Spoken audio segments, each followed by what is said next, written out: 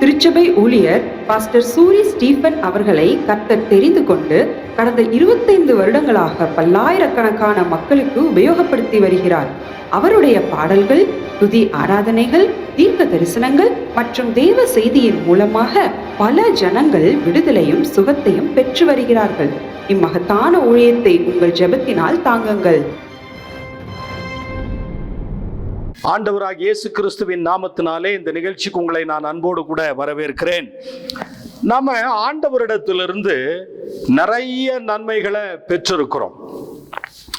நம்முடைய பிறப்பின் பயனே ஆண்டவர் நமக்கு செய்திருக்கிற பெரிய உபகாரம். சில நேரங்களில் ஆண்டவர் நமக்கு என்ன செய்தார்? எனக்கு கடன் பிரச்சனையை தீர்க்கலையே, எனக்கு நினைச்சது நடக்கலையே, நான் ஒரு காருக்காக ஜோமனு கிடைக்கலையே, திருமண காரியங்கள் தாமதமாயிட்டே இருக்க, என்னுடைய வீடு தடைபட்டிருக்க, இப்படியெல்லாம் நாம சொல்றோம் இல்லையா? ஆனால் அதை விட பெரிய தயவை, பெரிய ஈவ ஆண்டவர் நமக்கு கொடுத்திருக்கிறார். கர்த்தருடைய பிள்ளைகளே, ரோமருக்கு எழுதின நிருபம் 8ஆம் அதிகாரம் 32ஆம் வசனத்தை நாம் வேகமாக வாசிக்க கேட்கலாம். ரோமருக்கு எழுதின நிருபம் 8ஆம் அதிகாரம் 32ஆம் வசனத்தை வாசிக்க கேட்போம். தம்முடைய சொந்த குமாரன் என்றும் பாராமல் நம் எல்லோருக்காகவும் அவரை ஒப்பு கொடுத்தவர், அவரோடு கூட மற்ற எல்லாவற்றையும் நமக்கு அருளாதிருக்கிறது எப்படி? எவ்வளவு பெரிய தயவு பாருங்களேன்! தம்முடைய சொந்த குமாரன் என்றும் பாராமல் அவரையே நமக்காக தந்தருளினவர், மற்ற எல்லாவற்றையும் நமக்காக அருளாதிருக்கிறது எப்படி? சங்கீதம் 23:6 வாசிக்கிறோம், நம்முடைய ஜீவனுள்ள நாட்கள் எல்லாம் நன்மையும் கிருபையும் நம்மை தொடரும் என்று வேதத்திலே வாசிக்கிறோம். கர்த்தருடைய பிள்ளைகளே, நீங்க ஜீவனோடு இருக்கிறதுனால அந்த ஜீவனை நினைத்து பார்த்தாலே நமக்கு தெரியும். ஒரு பரிசுத்தவான் சொன்னார், மருத்துவமனைக்கு போய் பாருங்க, வியாதியோடு இருக்கிறவங்களை விட நாம நல்லா இருக்கிறோம்னு தோணும். சிறைச்சாலைக்கு போய் பாருங்க, அங்கே அவர்கள் கட்டப்பட்டவர்களா இருக்கிறார்கள், நாம கூண்டில இல்ல, விடுதலையோடு கூட உலாவிக் கொண்டிருக்கிறோம். மரித்த மனிதர்களை போய் பாருங்க, அவர்களை விட நாம ஜீவனோடு இருக்கிறது எத்தனை பெரிய ஸ்லாக்கியம் என்று தெரிய வரும். கர்த்தருடைய பிள்ளைகளே, இந்த செய்தியை பதிவு பண்ணுகிற நேரத்தில் ஒரு அன்பு தாயாரை அடக்க ஆராதனை செய்துவிட்டு வந்தேன். அவர்களுக்கு சொல்லப்பட்ட வார்த்தை என்ன தெரியுங்களா? ஏசாயா தீர்க்க தரிசன புஸ்தகம் 57ஆம் அதிகாரம் 2ஆம் வசனத்தை அவர்களுக்கு சொல்லி அடக்காராதனை நடத்தி விட்டு வந்தேன். வாசிக்க கேட்கலாமா? ஏசாயா 57:2ஆம் வசனத்தை வாசிக்கலாம். நேர்மையாய் நடந்தவர்கள் சமாதானத்துக்குள் பிரவேசிப்பார்கள், தங்கள் படுக்கையிலே இளைப்பாறுவார்கள். மிகப்பெரிய வாக்குத்தத்தம். இந்த உலகத்திலே நேர்மையாய் நடக்கிறவங்க சமாதானத்திற்குள் பிரவேசிப்பாங்க. அவங்களுக்கு பயமோ திகிலோ, விட்டுட்டு போறமே, சம்பாதிச்சதெல்லாம் அப்படியே நிராயுதபாணியா விட்டுட்டு போறமே, நம்ம கூட எதுவுமே வரப்போறது இல்லையே அப்படிங்கிற ஒரு பயமும் கலக்கமும் இருக்காது.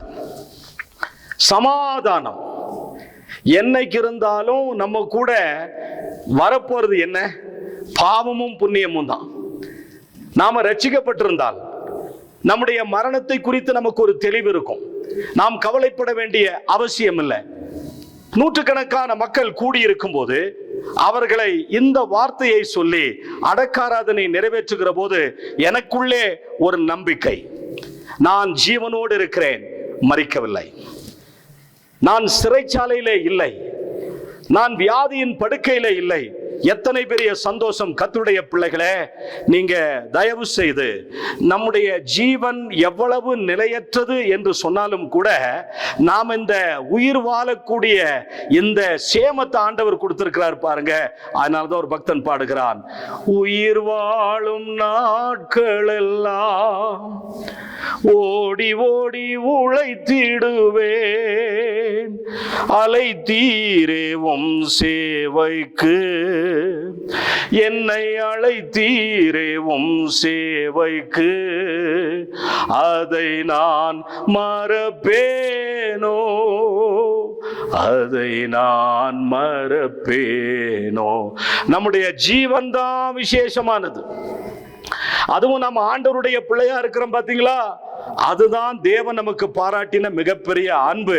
கர்த்தருடைய பிள்ளைகளை எத்தனையோ பேர் நான் மரித்து விட்டால் நல்லது, என்னுடைய பெயரை ஜனங்கள் மறந்து விட்டால் நல்லது, தெரிந்தவர்களுக்கு மத்தியில நான் வாழவே முடியல, என்னால வாழ்ந்து காட்ட முடியல, வாழ்ந்து ஜெயிக்கவும் முடியல, அவர்களுக்கு முன்பாக நான் தாழ்ந்து போகிறேன், அவர்களுக்கு முன்பாக நான் தோல்வி அடைந்திருக்கிறேன், நான் அவர்களை போல அவர்களுக்கு நிகராக என்னால் இருக்க முடியலன்னு நீங்க கவலைப்பட்டு இருக்கிறீங்களா? தயவு செய்து அந்த தாழ்வு மனப்பான்மையை விட்டு வெளியே வந்துருங்க. ஒரு சகோதரன் வாழ தெரியாம மோட்சம் போகாம ஒரு தவறான முடிவை எடுக்கிறார். தன்னுடைய துணைவியாருக்கு ஒரு விதமான வியாதி இருக்கிறது. நம்முடைய தேவனாகிய கர்த்தர் அவர் பரிகாரியா இருக்கிறார். எகிப்தியருக்கு வரப்பண்ணின வியாதிகளில் நான் ஒன்றையும் உனக்கு வரப்பண்ணேன் என்று கர்த்தர் வாக்கு பண்ணினார். நான் உனக்கு ஆரோக்கியத்தையும் சௌக்கியத்தையும் வரப்பண்ணுகிற கர்த்தர் என்று வேதத்திலே வாசிக்கிறோம். அந்த சகோதரன் என்ன செய்தார் தெரியுங்களா? தன்னுடைய மனைவிக்கு இருக்கிற ஒரு வியாதி நிமித்தமாக ஒரு அரசு ஊழியராக இருந்து கொண்டு அவர் திருச்சபை போதகருக்கு தலைவருக்கு ஒரு கடிதம் எழுதுகிறார். என்னுடைய மனைவிக்கு ஒரு விதமான வியாதி இருக்கிறது, அவள் துடிக்கிற துடிப்பை என்னால பார்க்கவே முடியல. உண்மைதான், அந்த வியாதியில அந்த படுக்கையில இருக்கிறவங்களுக்கு தான் அந்த வியாதியினுடைய கொடூரம் அந்த வேதனை தெரியும். என்ன தயவு செய்து சாகடிச்சிருங்கன்னு கூட பலர் மருத்துவரிடத்துல கேட்கிற காரியங்களும் உண்டு. அருமையான கர்த்தருடைய பிள்ளைகளை, அவர் ஆண்டவர் மேல தொடர்ந்து விசுவாசம் வைத்திருந்தால், அவர் தொடர்ந்து ஆண்டவருடைய பிள்ளையாக வாழ்ந்து அவருடைய வாக்குத்தத்தங்களை இடையுறாமல் அவர் பற்றி கொண்டிருப்பார். ஆனால் ஒரு தவறான முடிவை எடுத்திருக்க மாட்டார். என்ன கொடூரம் தெரியுங்களா? தன்னுடைய குழந்தைக்கு விஷத்தை கொடுத்து விட்டு தானும் தன்னுடைய மனைவியும் தற்கொலை செய்து செத்து போனார்கள். அந்த போதகருக்கு ஒரு கடிதம் எழுதி இருக்கிறாங்க, எங்களால வாழ முடியல, எங்களுக்கு வாழ தெரியல, என்னுடைய மனைவினுடைய கொடூரமான அந்த வேதனையை என்னால பார்த்து கொண்டு சமாதானமா இருக்க முடியல, நாங்க இந்த உலகத்தை விட்டே கடந்து போயிடுறோம், தயவு செய்து ஆலயத்தினுடைய கல்லறை தோட்டத்துல எங்களை அடக்கம் பண்ணுங்கன்னு சொல்லி ஒரு உருக்கமான கடிதத்தை எழுதி வச்சிருக்கிறாங்க. எனக்கு மனசெல்லாம் வலிக்குது. இந்த சின்ன பருவம் படிக்கிற 3ஆம் 4ஆம் வகுப்பு படிக்கிற அந்த குழந்தை என்ன செய்தது? பெற்றோர் மடிந்து போகிறதற்கு இந்த குழந்தை என்ன தவறு செய்தது? கர்த்தருடைய பிள்ளைகளே, இந்த தாழ்வு மனப்பான்மை, தவறான முடிவுகள் எப்பொழுதுமே நமக்கு எந்த வெற்றியும் கொடுக்காது. ஆண்டவர் நமக்கு செய்திருக்கிற உபகாரங்களை பார்த்தோன்னு சொன்னா நன்றி சொல்லாமல் இருக்க முடியாது. அதுவேதான் ஒரு பக்தன் பாடுகிறான், நன்றி சொல்லாமல் இருக்கவே முடியாது பல நன்மை செய்த இயேசுவுக்கே, நன்றி நன்றி நன்றி என்று சொல்லி நான் துதிப்பேன், நாள்தோறும் போற்றுவேன், நாள்தோறும் போற்றுவேன். 103ஆம் சங்கீதம் 1ஆம் வசனத்தை வாசிக்க கேட்கலாம். 103. என் ஆத்துமாவே கர்த்தரை ஸ்தோத்திரி, என் முழு உள்ளமே அவருடைய பரிசுத்த நாமத்தை ஸ்தோத்திரி, அவர் செய்த சகல உபகாரங்களையும் மறவாதே. அவர் எவ்வளவு நன்மை செய்திருக்கிறார். சங்கீதக்காரன் தன்னுடைய ஆத்துமாவை பார்த்து சொல்லுகிறார், என் ஆத்துமாவே கர்த்தரை ஸ்தோத்திரி, என் முழு உள்ளமே அவருடைய பரிசுத்த நாமத்தை ஸ்தோத்திரி, அவர் செய்த சகல உபகாரங்களையும் மறவாதே. ஒரு உபகாரம் 2 உபகாரம் கிடையாது, சகல உபகாரங்களையும் மறவாதே. அதனாலதான் மறைந்த டாக்டர் கிளிஃபோர்ட் அங்கிள் ஒரு பாடல் ஒன்றை பாடுவார். எண்ணி எண்ணி துதி செய்வாய் என்னடங்காத கிருபைகளுக்காய் இன்றும் தாங்கும் தம்புயமே என்ப இயேசுவின் நாமமே இன்றும் தாங்கும் தம்புயமே என்ப இயேசுவின் நாமமே எண்ணி எண்ணி துதி செய்வார். கர்த்தருடைய பிள்ளைகளே, அவர் நமக்கு செய்திருக்கிற உபகாரங்கள் என்ன?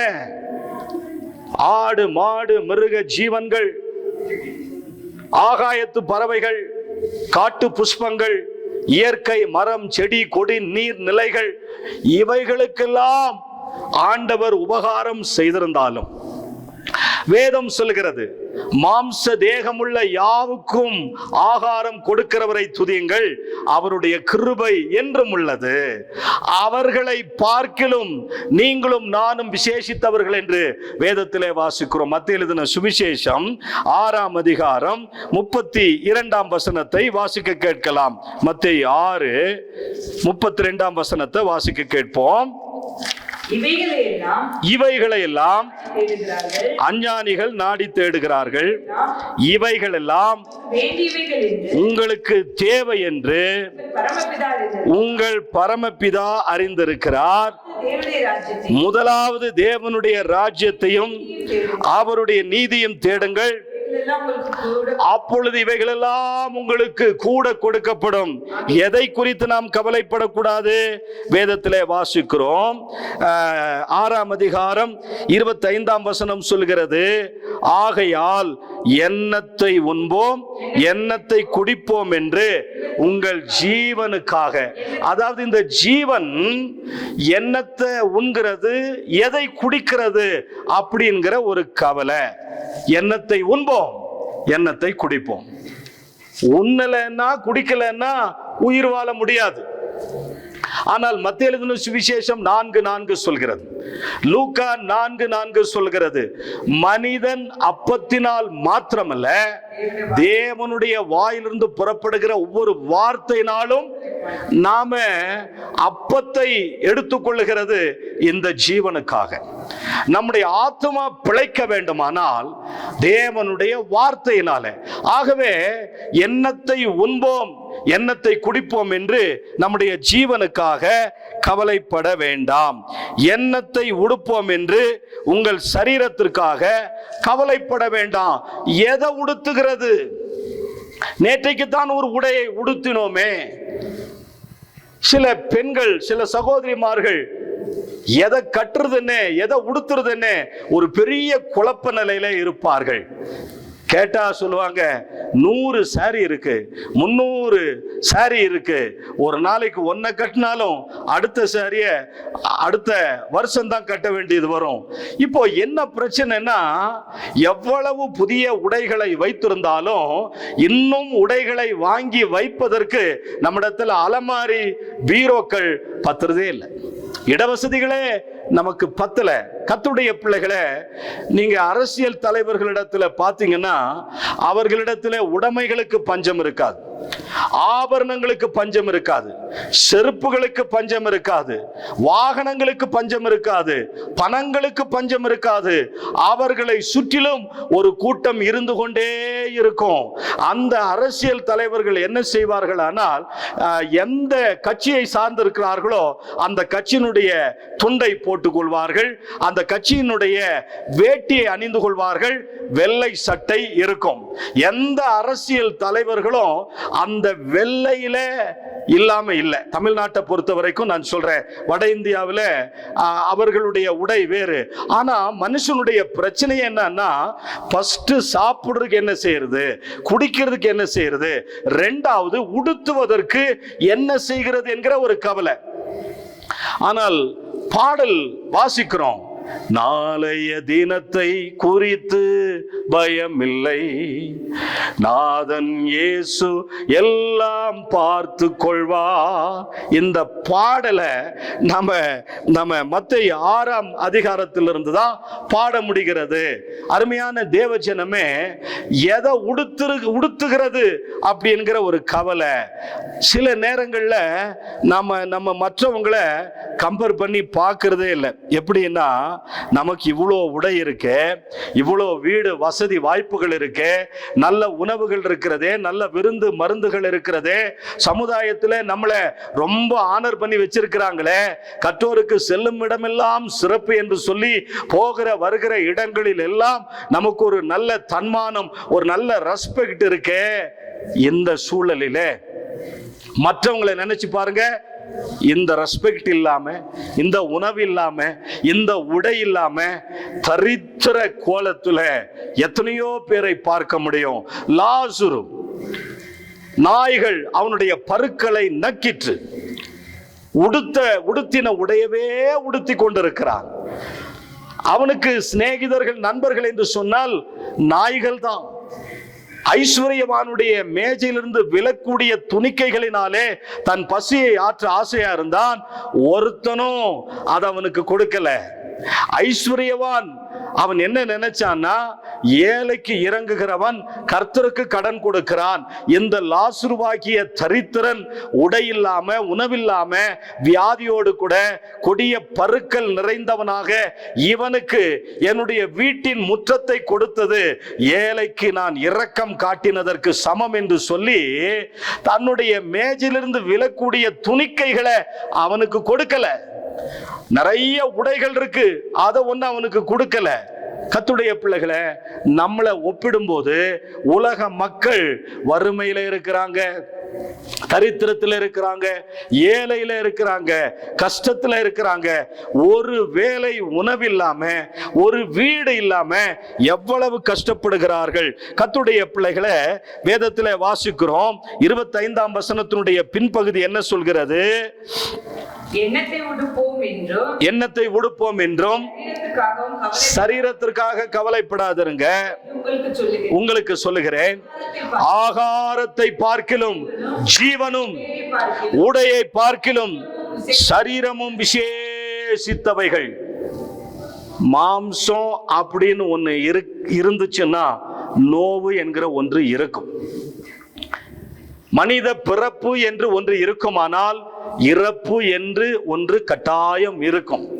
இந்த பிறப்புக்கும் இறப்புக்கும் நடுவே விசுவாச வாழ்க்கை வாழ்ந்து நோய் இல்லாம, வியாதி இல்லாம, ஆண்டவர் அழைக்கிற வரைக்கும் நாம் ஆண்டவருடைய மார்பிலே சார்ந்து கொண்டு, வியாதிகள் வந்தாலும் என் கிருபை உனக்கு போதும்னு சொல்லி இருக்கிறாரே, அதை நம்பி மரணம் வந்தாலும் சங்கீதம் 23:4 சொல்லுகிறது, நான் மரண இருளின் பள்ளத்தாக்கிலே நடந்தாலும் பொல்லாப்புக்கு பயப்படேன். இருளின் பள்ளத்தாக்கு நம்மை ஒன்றுமே செய்ய முடியாது.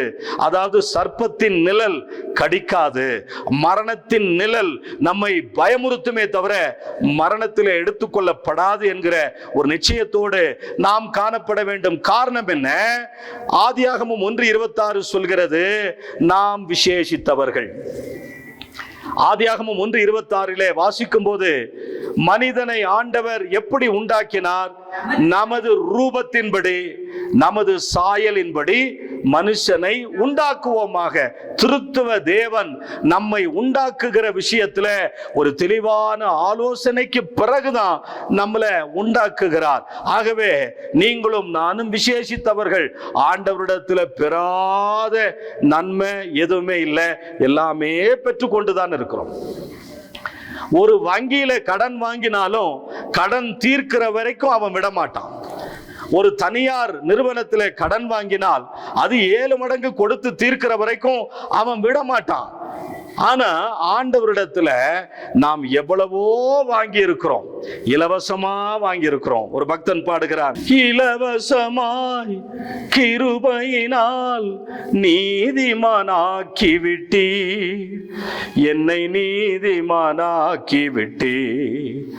நாம் ஆண்டவரிடத்துல இலவசமாய் பெற்ற ஜீவன், இலவசமாய் பெற்ற சரீரம், இலவசமாய் பெற்ற மனுஷீக வாழ்க்கை, இலவசமாய் நாம பெற்ற ஆரோக்கியம், மற்றவர்களுக்கு இல்லாத ஒரு ஸ்லாக்கியம் ஆண்டவர் நமக்கு கொடுத்திருக்கிறார். அப்போ ஆண்டவரிடத்துல நாம என்னென்ன உபகாரங்கள் எல்லாம் பெற்றுக் கொண்டிருக்கிறோம் என்று சொன்னால் 103ஆம் சங்கீதம் 3ஆம் வசனத்தை வாசிக்க கேட்கலாம்.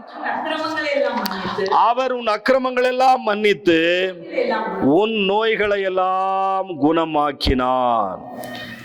வேதத்துல நிறைய நோய்கள் இருக்கிறது. அந்த நோய்கள் ஒரு பட்டியலே நாம போட முடியும். உன் அக்கிரமங்கள் எல்லாம் மன்னித்து உன் நோய்கள் எல்லாம் குணமாக்கினார். கர்த்தருடைய பிள்ளைகளை, ஆண்டவர் நமக்கு கொடுக்கிற ஆசீர்வாதங்களிலே முதலாவது ஆசீர்வாதம் என்ன தெரியுங்களா? அக்கிரமங்கள் எல்லாம் மன்னிக்கிறார். என் ஆத்துமாவே கர்த்தரை ஸ்தோத்திரி, என் முழு உள்ளமே அவருடைய பரிசுத்த நாமத்தை ஸ்தோத்திரி, அவர் செய்த சகல உபகாரங்களையும் மறவாதே. நமக்கும் ஆண்டவருக்கும் இடைவெளியை ஏற்படுத்துகிறது என்ன? நம்முடைய பாவங்கள், நம்முடைய அக்கிரமங்கள். ஆண்டவர் சொல்லுகிறார், உன் அக்கிரமங்கள்லாம் நான் மன்னிக்கணும். உன்னுடைய அக்கிரமங்களை மன்னித்தால்தான் நீ பரிசுத்தமாக முடியும், நீ ரட்சிக்கப்பட முடியும், நீ நீதிமானா மாற முடியும். அப்பதான் உன் ஜெபங்கள் கேட்கப்படும். அப்பதான் கர்த்தருடைய ஆசீர்வாதம் உன்னுடைய வீட்டில் தங்கும். நீ விரும்புகிற அந்த ஆசீர்வாதங்கள் உன்னுடைய குடும்பத்திற்குள்ளே கடந்து வந்து கிரியை செய்ய வேண்டுமானால் அக்கிரமங்கள் மன்னிக்கப்பட வேண்டும். அது எப்படிங்க? உலகத்துல எல்லா இச்சையும் இருக்கு. கண்களின் இச்சை இருக்கு, மாம்சத்தின் இருக்கு இச்சை இருக்கு, ஜீவனத்தின் பெருமை இருக்கு. இதுல யாருமே விதிவிலக்கு இல்லையே.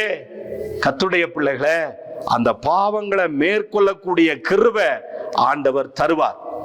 அது இரண்டாவது.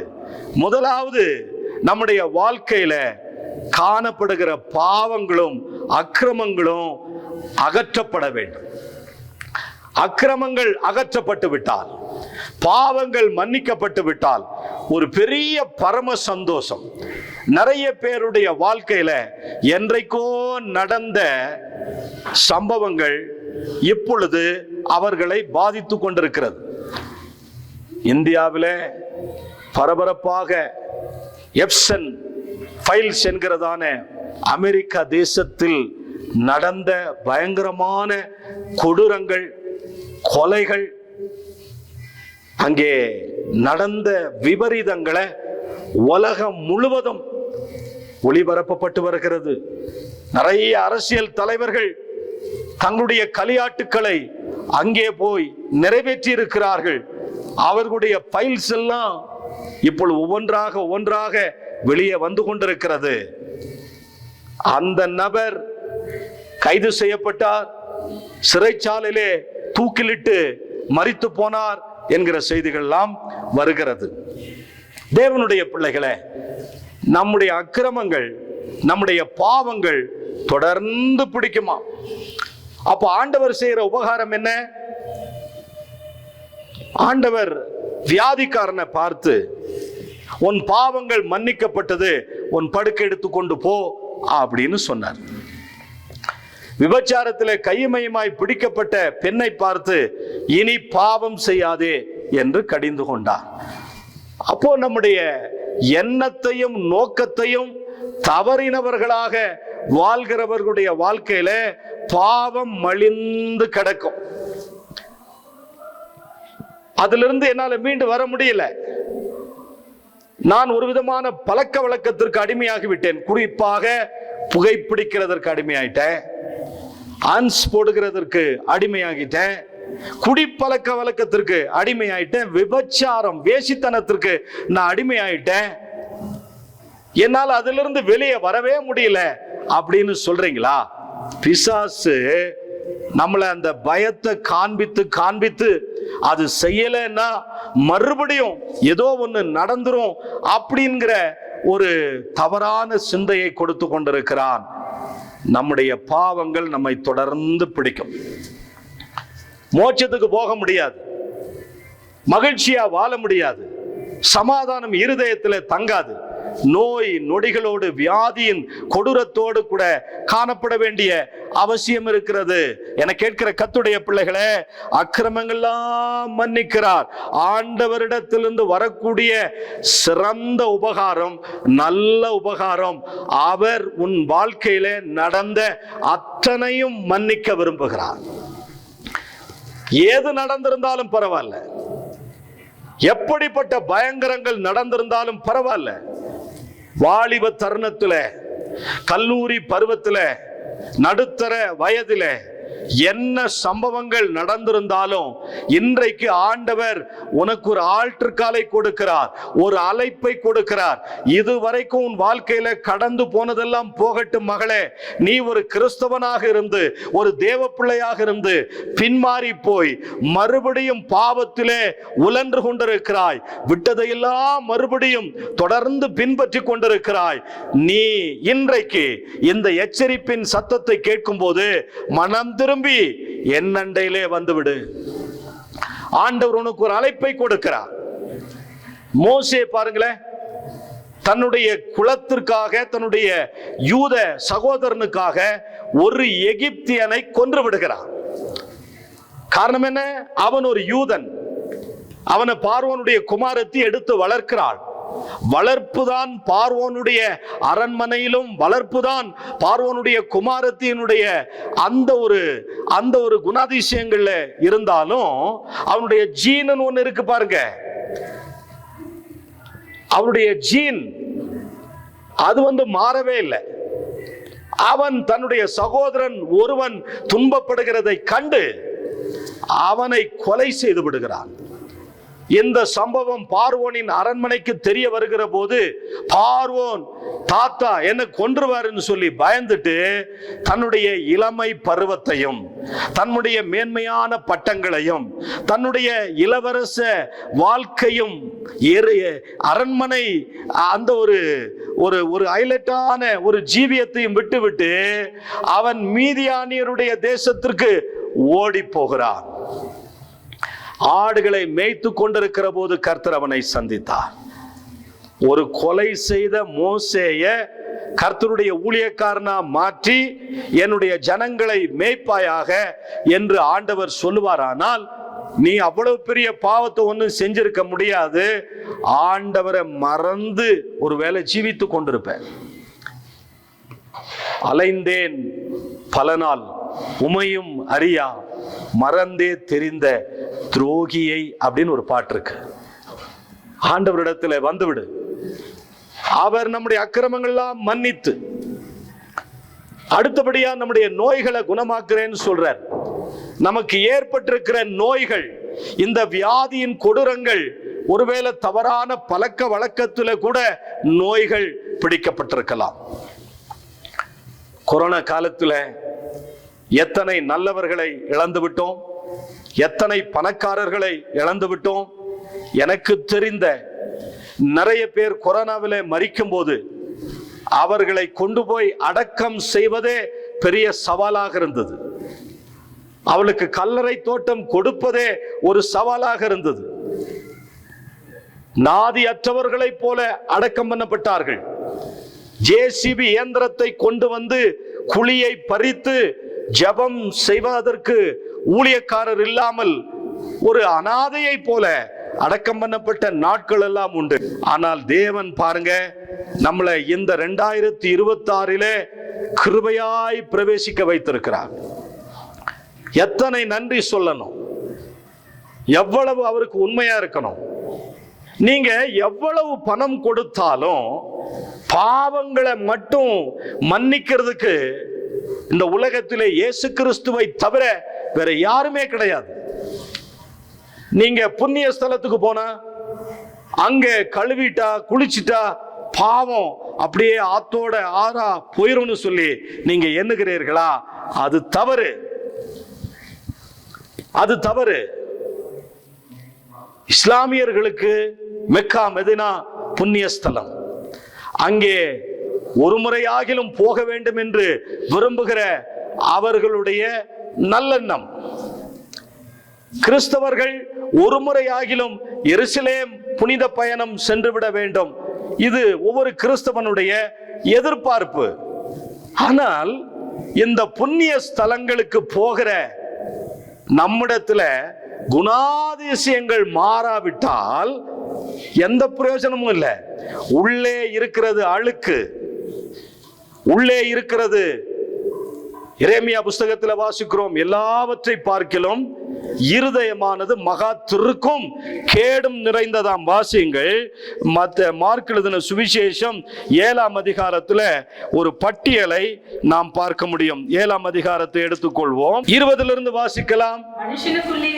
மனுஷனுக்குள்ளே இருந்து புறப்படுகிறதே மனுஷனை தீட்டுப்படுத்தும். எப்படி எனில் மனுஷனுடைய இருதயத்திற்குள்ளாக இருந்து பொல்லாத சிந்தனைகளும் விபச்சாரங்களும் வேசித்தனங்களும் கொலைபாதகங்களும் களவுகளும் பொருளாசைகளும் துஷ்டத்தனங்களும் கபடு காம விகாரம் வன்கண் தூஷணம் பெருமையும் மதிகேடும் இவைகளெல்லாம் புறப்பட்டு வரும்.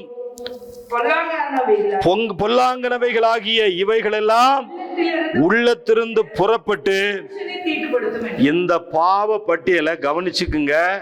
1 2 3 4 5 போட்டுக்குங்க. இவைகள் எல்லாம் பொல்லாங்கானவைகள் என்று சொல்லப்பட்டிருக்கிறது. இந்த பொல்லாங்கானவைகள் என்ன செய்யும்? உள்ளத்திலிருந்து புறப்பட்டு மனுஷனை தீட்டுப்படுத்தும். எது? பொல்லாத சிந்தனை, விபச்சாரம், வேசித்தனம், கொலைபாதகம், களவு, பொருளாசை, துஷ்டத்தனம், கபடு, காமவிகாரம், வன்கண் தூஷணம், பெருமை, மதிகேடு இவைகளெல்லாம் உள்ளத்திலிருந்து புறப்பட்டு வருமா. இவைகள்தான் மனுஷனை தீட்டுப்படுத்தும். இவைகளில் ஏதாகிலும் ஒன்றிலே நீ அகப்பட்டிருக்கிறாயா கர்த்தருடைய பிள்ளையே, அதிலிருந்து ஆண்டவர் உனக்கு மன்னிப்பை கொடுக்க விரும்புகிறார். இத்தனையும் உனக்குள்ளார இருந்தாலும் அத்தனையும் ஆண்டவர் மன்னிக்க அவர் போதுமானவராக இருக்கிறார். எத்தனை திரள் பாவமின் தேவனே எலியோனை நினைந்தருளும் என்று டிஜிஎஸ் அங்கிள் பாடுவார். எத்தனை திரளான பாவங்கள் இருந்தாலும் சரி, அத்தனையும் மன்னிக்கிறவர் நம்முடைய ஆண்டவர்.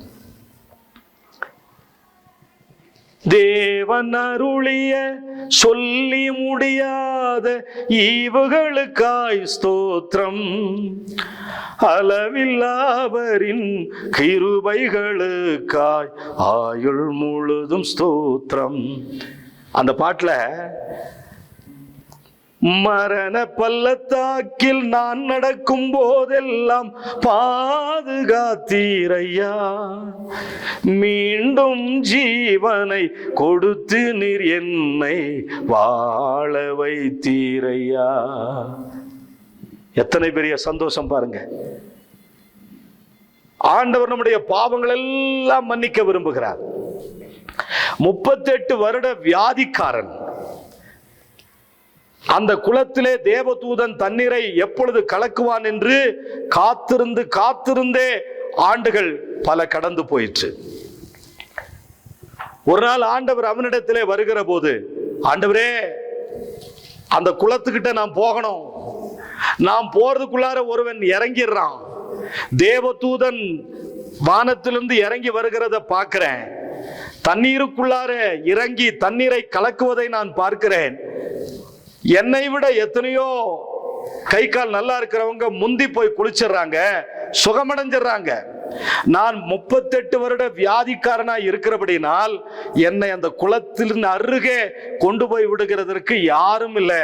நான் வாழணும்னு ஆசைப்படுறேன், நான் சுகமடையணும்னு ஆசைப்படுறேன் அப்படின்னு கேட்கிறான். யோவான் எழுதின சுவிசேஷம் வாசிக்கலாம் 5:2. எபிரேய பாஷையில பெதஸ்தா என்னப்பட்ட ஒரு குளம் ஆட்டு வாசலின் அருகே இருக்கிறது. 5 மண்டபங்கள் இருக்கிறது.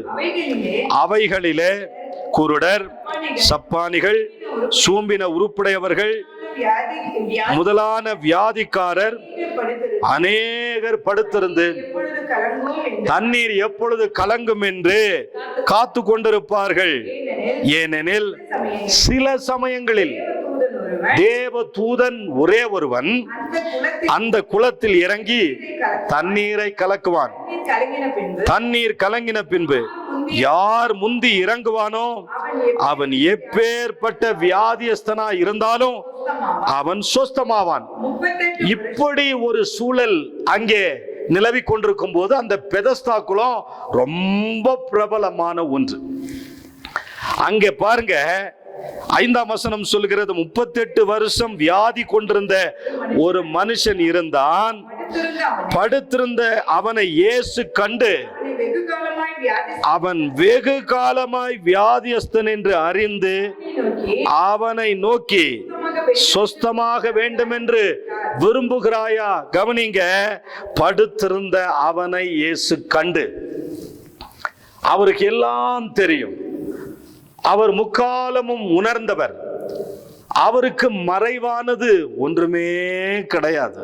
என கேட்கிற அருமையான கர்த்தருடைய பிள்ளைகளே, அவனை குறித்து ஆண்டவரே சொல்றாரு, வெகு காலமாய் வியாதியஸ்தன் என்று அவர் தனக்குள்ளே அறிந்தவர். நீ படுத்த படுக்கையில இருக்கிற, வெகு காலமாய் அந்த படுக்கையில இருக்கிறாய், வியாதியஸ்தன் என்று எல்லாரும் சொன்னாலும் உன்னுடைய வியாதியின் படுக்கையில அநேக வருடம் வியாதிக்காரன் என்று அவர் அவனை அறிந்து அவனிடத்தில் என்ன கேட்கிறார் தெரியுங்களா? நீ சொஸ்தமாக வேண்டும் என்று விரும்புகிறாயா என்று கேட்டான். அருமையான கர்த்தருடைய பிள்ளைகளே, அவன் தன்னுடைய ஹிஸ்டரியெல்லாம் சொல்றான். உன் படுக்கை எடுத்துக்கொண்டு போ அப்படின்னு சொல்றார். 8ஆம் வசனத்துல இயேசு அவனை நோக்கி, எழுந்திரு, உன் படுக்கை எடுத்துக்கொண்டு நட என்றார். உடனே அந்த மனுஷன் சொஸ்தமாகி தன் படுக்கை எடுத்துக்கொண்டு நடந்து போனான். அந்த நாள் ஓய்வு நாளாய் இருந்தது. கர்த்தருடைய பிள்ளைகளே, பரிசுத்தாவிலே நிரம்பி நான் சொல்லுகிறேன், உங்களுக்கு எத்தனை பெரிய வியாதி இருந்தாலும் சரி, நீங்கள் வியாதியின் படுக்கையில் இருந்தாலும் சரி, முதலாவது சரிப்படுத்த வேண்டியது நம்முடைய பாவம்தான். ரொம்ப வருஷத்துக்கு முன்பாக டிஜிஎஸ் அங்கிள் ஒரு சம்பவத்தை தன்னுடைய செய்தியிலே சொல்லி இருந்தார். அவர் இளம் வாலிபனாய் இருக்கும் போது அவரை பல மாவட்டங்களில், கிறிஸ்தவ மாவட்டங்களில், கிறிஸ்தவ தேவாலயங்களில் அதிகமாய் ஆண்டவர் பயன்படுத்தினார். நானெல்லாம் அவருடைய ஜெபத்தை கேட்டு, அவருடைய பாடலை கேட்டுதான் ரட்சிப்புக்குள்ளே வந்தேன். எனக்கு அவருடைய பாடல்கள் ரொம்ப பிடிக்கும். அவருடைய பாடல்களையே சிலதை நான் ரீமிக்ஸ் பண்ணி பாடி இருக்கிறேன், நீங்க யூடியூப்ல கேட்க முடியும். ஒரு நாள் ஒரு சம்பவத்தை சொன்னார். ஒரு ஆலயத்திலே பிரசங்கம் பண்ணி முடித்து விட்டு அந்த ஆலயத்தினுடைய போதகர் சொன்னாராம், இந்த ஆலயத்தினுடைய மூப்பர் ஒருவர் இருக்கிறார், அவர் வியாதியின் படுக்கையில இருக்கிறார், அவர்தான் இந்த ஆலயத்திற்கு மணிமண்டபத்தை எல்லாம் கட்டி கொடுத்தார், பெல் எல்லாம் வச்சு கொடுத்தார், ஆல்டர் எல்லாம் பண்ணி கொடுத்தார், பெஞ்சுங்க எல்லாம் போட்டு கொடுத்தார், மைக் செட் எல்லாம் வாங்கி கொடுத்தார். அவருக்கு நல்ல வசதி இருக்கிறது, நல்ல பேர் புகழ் இருக்கிறது, நல்ல பணக்காரரும் கூட, நல்ல எளிய மனிதரும் கூட. அவர் வியாதியின் படுக்கையில் இருக்கிறார், நீங்கள் தயவு செய்து அவருக்காக வந்து ஜெபிக்க வேண்டும் என்ற உடனே அந்த போதகர் சொன்னதை கேட்டு ரொம்ப ஆர்வத்தோடு அவருடைய வீட்டிற்கு போகிறார். நீங்க கேட்டிருப்பீங்க அந்த சாட்சியை. ஏன்னா பாஸ்டர் சொல்லிட்டாரு இல்லையா, மணி மண்டபம் கட்டி இருக்கிறார், ஆலயத்துக்கு பெல்ல போட்டு கொடுத்திருக்கிறாரு, ஆல்டர் கட்டி கொடுத்திருக்கிறாரு, கிராஸ் வச்சு கொடுத்திருக்கிறாரு, எல்இடி லைட் போட்டு கொடுத்திருக்கிறாரு, நிறைய மைக் செட் வாங்கி கொடுத்திருக்கிறாரு, நிறைய டொனேஷன். கட்டிடம் ரெனோவேஷனுக்கு அவர் பேர் தான் ஃபர்ஸ்ட் இருக்கும். இப்படிப்பட்ட ஒரு தேவ மனிதனுக்கு போய் ஜெபிக்கணுமே, மூப்பருக்கு ஜெபிக்கணுமே என்று சொல்லி அவர் படுத்திருந்த அறையை நோக்கி அவர் போய் ஜெபிக்க ஆரம்பித்த போது எல்லாரும் வெளியே, அவர் ஜெபிக்க ஆரம்பித்த உடனே சில உண்மைகள் அவருக்கு தெரிய வந்தது. எல்லாரையும் வெளியே அனுப்பிவிட்டு மிகுந்த மன உருக்கத்தோடு அவருக்காக தன்னுடைய கரங்களை உயர்த்தி ஜெபிக்கும் போது அவரை பற்றினதான எல்லா உண்மைகளும் அந்தரங்கங்களும் ஆவியானவர் டிஜிஎஸ் அங்கிளுக்கு தெரியப்படுத்தினாராம். ரொம்ப வருஷத்துக்கு முன்பதாக தன்னுடைய குடும்பத்திலே யாருக்கும் தெரியாம, தனக்கும் தன்னுடைய மனைவிக்கும் ஏற்பட்ட சண்டையில அந்த அன்பு துணைவியாரை கொன்றுவிட்டு தான் படுத்திருக்கிற கட்டிலுக்கு கீழேயே குழியை தோண்டி புதைத்து விட்டாராம். இது யாருக்குமே தெரியாதா? எப்ப நடந்ததுன்னு தெரியல, எத்தனை வருஷத்துக்கு முன்பாக நடந்ததுன்னு தெரியல. அரசாங்கத்துக்கு தெரியுமா, உறவினர்களுக்கு தெரியுமா, தெரியல. இது டிஜே சங்குலுக்கும் அவருக்கும் நடந்த கான்வர்சேஷன். அவர் இந்த சம்பவத்தை சொல்றார். யாருக்குமே தெரியாத ஒரு பாவத்தை பண்ணீங்க இல்லையா? உங்கள் அன்பு துணைவியாரை சின்ன கசப்பு, சின்ன மனஸ்தாபத்திற்காக கொன்று உங்களுடைய படுத்து கொண்டிருக்கிற அந்த கட்டிலுக்கு கீழே குழியை தோண்டி புதைத்து விட்டீர்கள். ஆவியானவர் அதை சொல்லுகிறார் என்று சொன்னவுடனே அவருக்கு திகில் அடைந்து, யாருக்குமே தெரியாத உண்மை இவனுக்கு தெரிஞ்சிருச்சுன்னு சொல்லி தன்னுடைய கண்களை விரித்த பார்வையோடு கூட இவரை முறைத்த வண்ணமாக தன்னுடைய பற்களை நரவென்று கடித்து கொண்டு, அப்படியே இந்த விஷயம் இவருக்கு தெரிஞ்சிச்சேன்னு சொல்லி கொஞ்ச நேரத்துல அவருடைய ஜீவன் பிரிந்து விட்டதாம். மோட்சத்துக்கு போனாரா? இல்ல. முதலாவது செய்ய வேண்டியதை நாம செய்யல. வாசிங்க 5ஆம் அதிகாரத்துல 14ஆம் வசனத்தை, 13ஆம் வசனத்தை, 14, 15 வாசிக்கலாம். சொஸ்தமாக்கப்பட்டவன் அவர் இன்னார் என்று அறியவில்லை. அவ்விடத்தில் ஜனங்கள் கூட்டமாயிருந்தபடினால் இயேசு விலகி இருந்தார். அதற்கு பின்பு இயேசு அவனை, நல்ல கவனிங்க, அதற்கு பின்பு இயேசு அவனை தேவாலயத்தில் கண்டு, இதோ நீ சொஸ்தமானாய், அதிக கேடானதொன்றும் உனக்கு வராதபடி. சொஸ்தமாக்கப்பட்டவர்கள் எங்கே இருக்கணும் தெரியுங்களா? தேவாலயத்தில் இருக்கணும். ஊரா போக கூடாது. எங்கெல்லாம் இயக்கங்கள் இருக்கோ, கோபுரங்கள் இருக்கோ, அங்க போக கூடாது. உனக்குன்னு ஒரு தனி சபை இருக்கணும். உனக்குன்னு ஒரு ஐக்கியம் இருக்கணும். நீ திருவிருந்து எடுக்கிற பிள்ளையா இருக்கணும். கர்த்தருடைய ஆராதனையில, ஐக்கியத்துல, அன்னோன்யத்துல, பரஸ்பர விசுவாசிகளுடைய அந்த உறவின் அந்த ஐக்கியத்துல, ஊழியக்காரருடைய பராமரிப்புல நீ கட்டாயம் இருக்கணும்.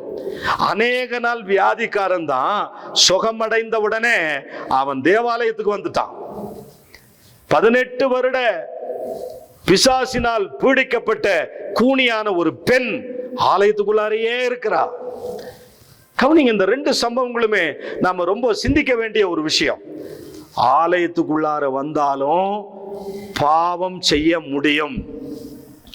இயேசு கிறிஸ்துனுடைய திருவிருந்தில பங்கு பெற்ற யூதாஸ் காரியோத்து, அவனுக்குள்ளே பிசாசு புகுந்தான். திருவிருந்து எடுத்தாலும் பிசாசு நம்மை ஆட்கொள்ள முடியும், நம்முடைய இருதயத்தை தூண்ட முடியும், பாவம் செய்ய வைக்க முடியும். யாருக்கும் தெரியாம அந்தரங்கமாக ரகசிய உறவிலே ஏதோ ஒரு அடிக்ஷன் அவன் கட்டாயம் தூண்டிவிட வாய்ப்பு இருக்கிறது. கண்களின் இச்சை, மாம்சத்தின் இச்சை, ஜீவனத்தின் பெருமையில விழுந்தவர்கள் நிறைய பேர் உண்டு. என கேட்கிற கர்த்தருடைய பிள்ளைகளே, மாம்சத்தின் இச்சையில விழுந்த சிம்சோனை கவனித்து பாருங்கள். கண்களின் இச்சையில விழுந்த லோத்துவை கவனித்து பாருங்கள். ஜீவனத்தின் பெருமையில விழுந்த சவுலை கவனித்து பாருங்கள். இவர்கள் எல்லாம் நமக்கு முன்மாதிரிகள். ஆனால் அதே நேரத்தில் பாவம் செய்யாம இருக்கணும்னா இயேசு கிறிஸ்துவை கவனிச்சு பாருங்க. அவர் மாம்சத்தின் இச்சைக்கு அவர் அடிமையாகல. இந்த கல்லுகள் அப்பங்களாகும்படி செய்யும் என்று சொன்னபோது மனிதன் அப்பத்தினால் மாத்திரமல்ல, தேவனுடைய வாயிலிருந்து புறப்படுகிற ஒவ்வொரு வார்த்தையினாலும் பிழைப்பான் என்று எழுதி இருக்கிறது. உலகத்தினுடைய சாம்ராஜ்யத்தை ஒரு நிமிஷத்துல காண்பித்த போது கண்களின் இச்சையில விழுந்து போகல. தேவாலயத்தின் உப்பரிகையிலிருந்து தாள குதியும், ஏனென்றால் உம்முடைய தூதர்கள் தங்களுடைய கரங்களினாலும் ஏந்தி கொண்டு போவார்களாக என்று எழுதியிருக்கிறது என்று சொன்னபோது ஜீவனத்தின் பெருமையில அவர் விழுந்து போகல. ஆனா அந்த 3 பேர் விழுந்து போயிட்டாங்க. தேவாலயத்துல அந்த 38 வருட வியாதிக்காரன் சுகமடைந்தவனே ஆலயத்திலே அவர் காண்கிறார். 14ஆம் வசனம் சொல்கிறது, அதற்கு பின்பு இயேசு அவனை தேவாலயத்திலே கண்டு, இதோ நீ சொஸ்தமானாய், அதிக கேடானது ஒன்றும் வராதபடி இனி. இதுதான் முக்கியம். நீ ரொம்ப ஆச்சரியமா சொஸ்தமாக்கப்பட்டிருக்க. உலகத்துல சொல்றாங்க, அரிது அரிது பிறத்தல் அரிது, மானிடனாய் பிறத்தல் அரிது, மானிடனாய் பிறப்பதற்கு மாதவம் செய்திடல் வேண்டும் அம்மா. நம்ம விசேஷமானவங்க. நம்ம ஆண்டவருடைய பிள்ளையா இருக்கிறது நமக்கு ஒரு பெரிய சிறப்பு. தேவனுடைய பிள்ளையாய் வாழ்கிறது நமக்கு ஆண்டவர் கொடுத்திருக்கிற ஒரு பெரிய சிலாக்கியம்.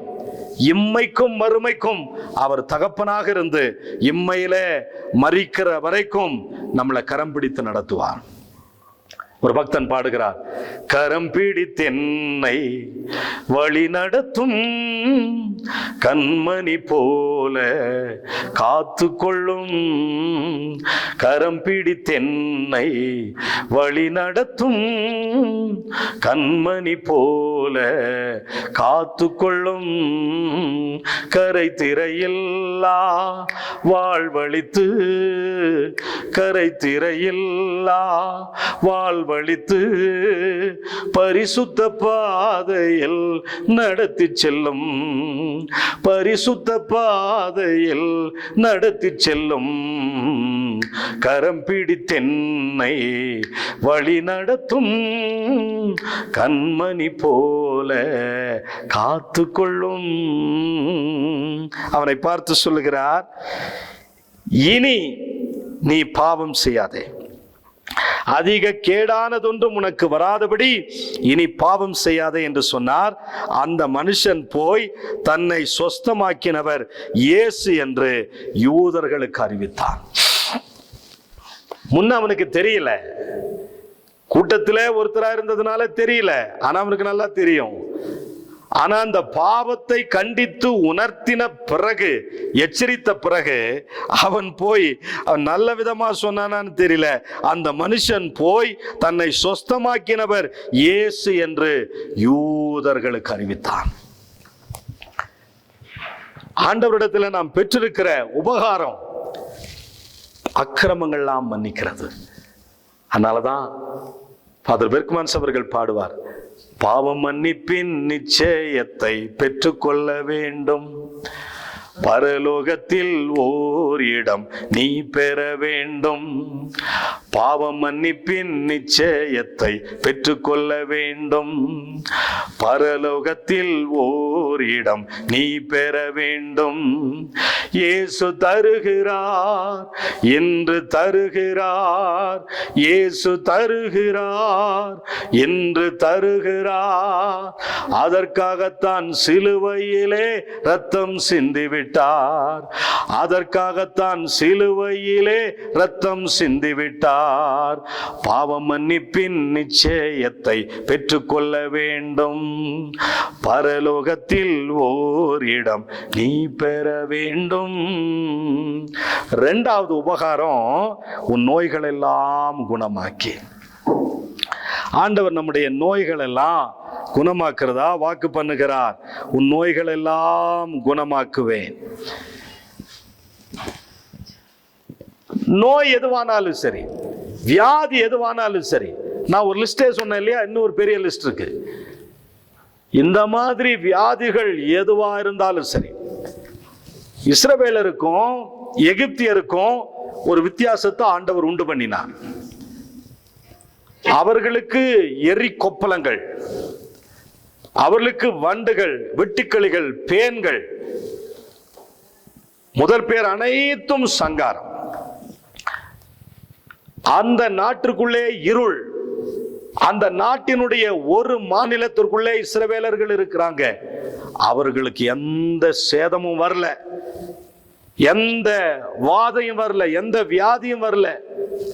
நாம பாடுறோம் இல்லையா, வாதை முந்தன் கூடாரத்தை அணுகாது மகளே, பொல்லாப்பு நேரிடாது நேரிடாது மகளே. 91ஆம் சங்கீதத்தை எடுத்துக்கொள்ளலாம். 91ஆம் சங்கீதத்துல ஒரு அருமையான வார்த்தை வாசிக்கலாம். ஸ்தோத்திரம். 10ஆம் வசனம், ஆகையால் பொல்லாப்பு உனக்கு நேரிடாது, வாதை உன் கூடாரத்தை அணுகாது. பொல்லாப்பு உனக்கு நேரிடாது, வாதை உன் கூடாரத்தை அணுகாது. முதலாவது உபகாரம் பாவ மன்னிப்பு, இரண்டாவது உபகாரம் நோய்கள் எல்லாம் குணமாக்குவார். மலட்டுத்தன்மை இல்லாத ஒரு ஆசீர்வாதம். குடும்பமே வியாதியில இருக்கிறீங்களா? ஏதோ ஒரு ஊனம் இருந்துகிட்டே இருக்குன்னு சொல்றீங்களா? 1 by 1 ஒருத்தருக்கு அப்புறம் ஒருத்தர் அப்படியே மறிச்சுக்கிட்டே இருக்கிறாங்க. எங்க குடும்பத்தின் எண்ணிக்கை 10, இப்ப 2 ஆயிடுச்சு, 3 ஆயிடுச்சுன்னு சொல்றீங்களா? அடுத்து ஏதோ ஒரு விபரீதம் சம்பவித்து கொண்டே இருக்கிறது என்று சொல்றீங்களா? கர்த்தருடைய பிள்ளைகளே, எங்க சபைக்கு வரக்கூடிய ஒரு சகோதரி, அவளுக்கு 7-8 பேர் இருந்தாங்க. ஆனா அந்த குடும்பம் எல்லாம் ஆண்டவரை அறியாத குடும்பத்துல இவர்கள் மாத்திரம் இயேசு கிறிஸ்துவை சொந்த இரட்சகராக ஏற்றுக்கொண்டார்கள். இவர்களுக்கு ஒரு தங்கை, 2 தம்பிமார்கள், 2 அக்கா, ஒரு அண்ணன். 2 அக்கா ஒரு அண்ணன் இறந்துட்டாங்க. 2 தம்பிகள், ஒரு தங்கை இறந்துட்டாங்க. அந்த குடும்பத்துல அத்தனை பேர்களிலே இவங்க ஒருத்தர் மாத்திரம் தான் இருக்கிறாங்க. உள்ளத்துல பயங்கர வேதனை.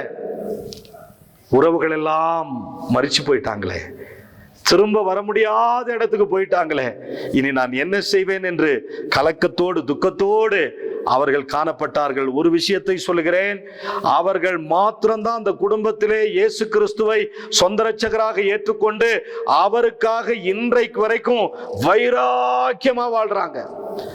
சமுதாயத்தினுடைய எதிர்ப்புகள், சொந்த பந்தங்களுடைய தனிமைப்படுத்துதல், இத்தனை எதிர்ப்புகளுக்கு மத்தியிலே அவங்க மாத்திரம் இயேசு கிறிஸ்துவ சொந்த இரட்சகராய் ஏற்றுக்கொண்டதினாலே அவர்களுக்கும் ஒரு இனம் புரியாத ஒரு வேதனை வந்தது, ஒரு வியாதி வந்தது.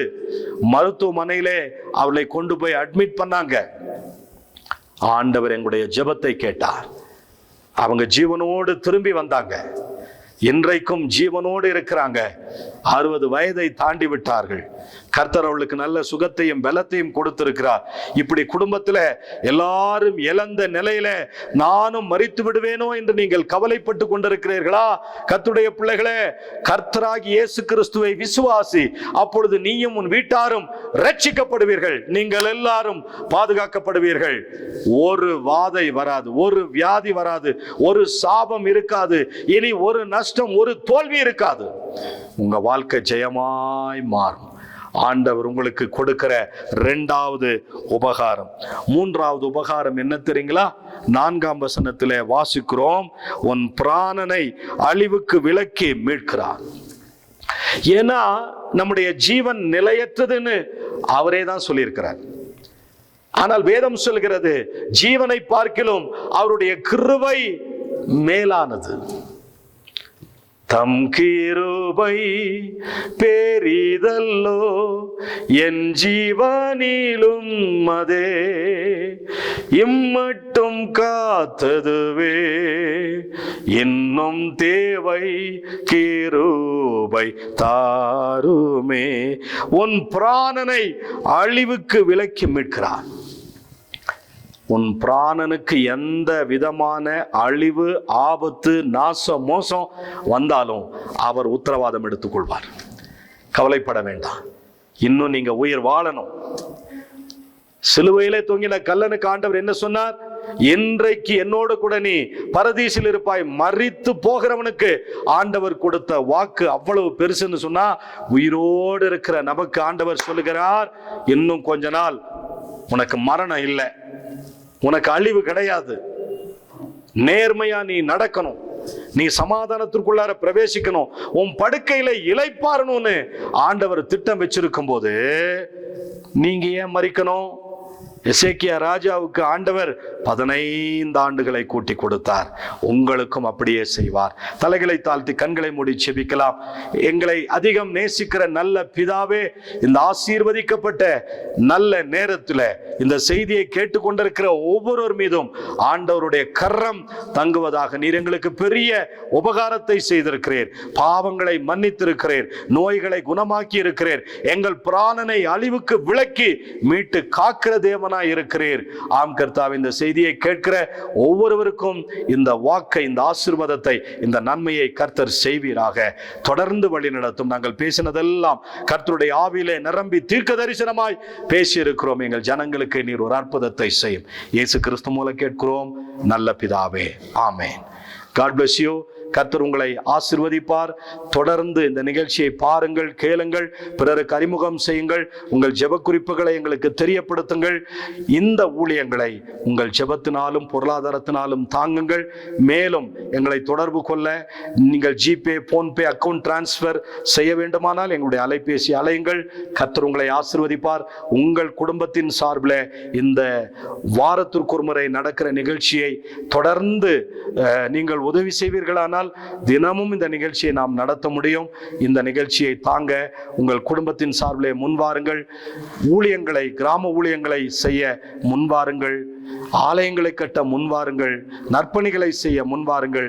கர்த்தர் உங்களை ஆசீர்வதிப்பார். God bless you. அடுத்த நிகழ்ச்சியில் உங்களை சந்திக்கிறேன். ஆமென். இந்த நிகழ்ச்சியை பார்த்து கொண்டிருக்கிற கர்த்தருடைய பிள்ளைகளே, நாம் என்னென்ன ஊழியங்களை செய்கிறோம் என்பதை தெரியப்படுத்த வேண்டிய அவசியம் இருக்கிறது.